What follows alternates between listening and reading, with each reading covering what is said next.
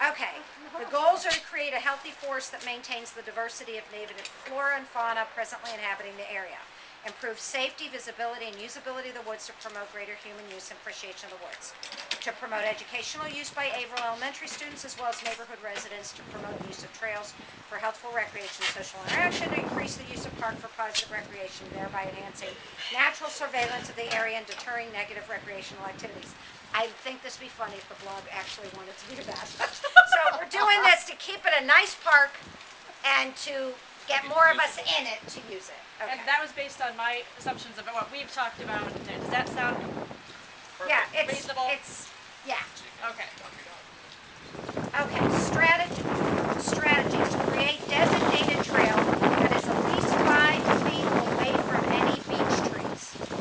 Create 5 feet wide walking paths along the designated trail. I'm going to stop right there. 5 feet. I thought 3 feet would be enough. Yeah. A walk 5 feet is a huge walking path that we don't necessarily need. Yeah, that's about 5 feet. I can do a meter. You can get a meter stick, and that would be. Is this 5 feet? That would be about 5 feet. 4? Yeah, Like The length of your arms is the same as the height of your body? Okay, so that would be 5 feet. So if you walk through and you don't have tree branches in front of your face, and that would make sense. Okay. I don't know if that's a park and recreation like guidance that they use when they're making trails, or where that 5 feet came from. I'm going to put arm length. Arms wide open. Arm length. If anything you think I'm just deterring too much, let me know. All right, remove any debris, branches, stones on trail. Remove 100% of vegetation located within designated trail. Cut any branches hanging over designated trail. Okay, I think we all agree on that. Remove poison ivy or other invasive species identified along the designated walking trail. And you won't be able to see it now. It's all vines. It's the hairy vines. Well, the vines, yeah. Yeah. Those are the ones on the tree, but they fall on you. You still get the ivy. You know, the vine still carries the ivy. So it's just, to me, if we cut the vine and then ended up, I think you and I talked about that. Like if the vine would fall from the. Well, if you cut it off from the ground. And then just kill it. So yeah, it'll kill it. It can't grow anymore. I wouldn't pull it. I would just cut it. Yeah, so that's the idea, is to cut it down to the ground, right. and then Yeah, put you don't paint even the have to Roundup. touch it. Just leave it alone. Hi. Yeah, yeah. So it would be. Hey. So instead of saying remove it. Yes, yes, yes. She's laying down. She doesn't feel great, so I'm representing her today. Yay! We're just going through an overview, and then we were going to walk the trail again, so we all knew.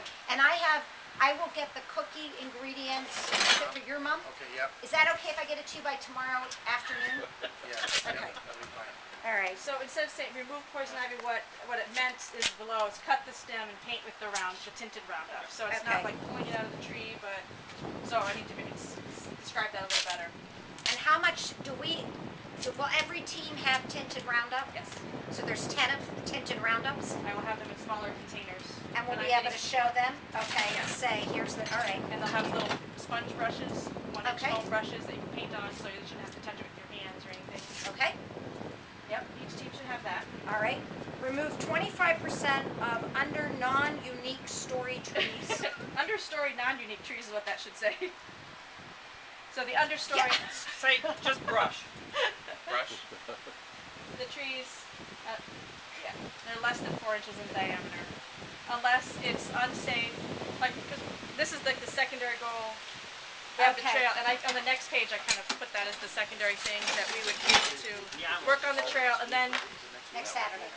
and then the areas that are off the trail, that if we were going into, we could thin that slightly. Our problem is that we don't know what's in there and what's good, what's not.